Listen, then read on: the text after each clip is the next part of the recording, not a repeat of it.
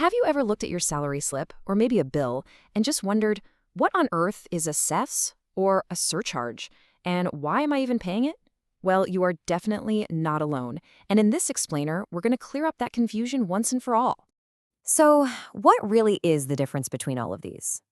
Understanding this isn't just about getting bogged down in technical jargon. It's about knowing where your hard-earned money is actually going. So let's break it all down. We're going to tackle this in 4 simple parts. First up, we'll compare tax versus fee. Then, we'll look at tax versus cess.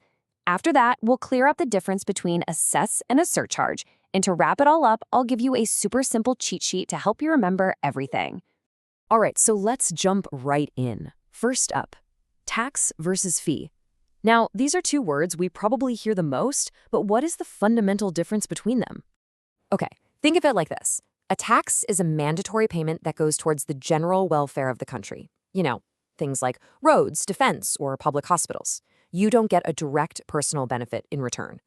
A fee, on the other hand, is something you pay for a specific service that benefits you directly.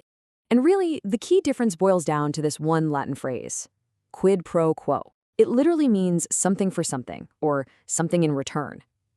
When you pay a fee, you get a very clear quid pro quo. You get a direct service for your payment. With a tax, though, there's no direct exchange like that. Let's make this even clearer with some real-life examples. Your income tax and your property tax, they both go into this big pot of money for the country's development. But what about your college fees, or the fee for your driver's license, or even the fee to register a property? See, those payments give you a specific personal benefit. It really is that simple. Okay, so I think we've got tax versus fee all sorted out.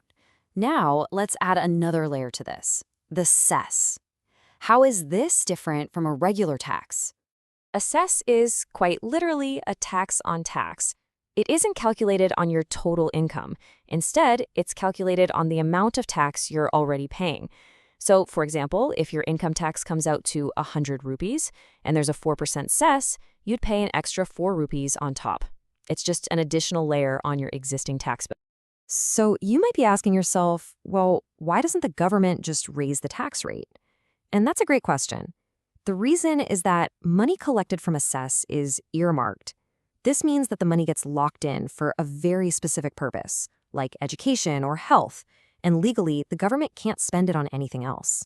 For instance, the money collected from the health and education cess can only be spent on, you guessed it, health and education initiatives. It's right there in the name. Similarly, the GST compensation cess is collected for a very specific purpose. The money always has a predefined destination. All right, now for what's probably the trickiest distinction of all, cess versus surcharge. They're both a tax on tax, so what's the real difference here? Let's clear this up right now. The key difference, as you can see right here, is all about the destination of the money. The money that comes from a cess goes into a separate, specific fund. Think of something like a Clean India fund. But the money from a surcharge, that goes into the government's main bank account, the Consolidated Fund of India. And from there, the government can use it for pretty much any general purpose it needs to. Now, here's a fun fact. Surcharges are often introduced to meet some kind of temporary need, but they have a funny way of, well, sticking around. A classic example is Germany's Solidarity Surcharge. It was brought in back in 1991 for just 1 year, and it ended up lasting for nearly 30 years. Pretty incredible, right? Okay, wow, we've covered a lot of ground. So let's pull it all together into one final cheat sheet. This way, you can see all the key differences in a single glance. So here it is, the big takeaway. Notice that only a fee has that quid pro quo element. A tax is based on your income or property, while both a cess and a surcharge are calculated on your tax amount. And the biggest difference of all is the purpose. A cess is for a specific earmarked mission, while a surcharge just goes into the government's general revenue pool.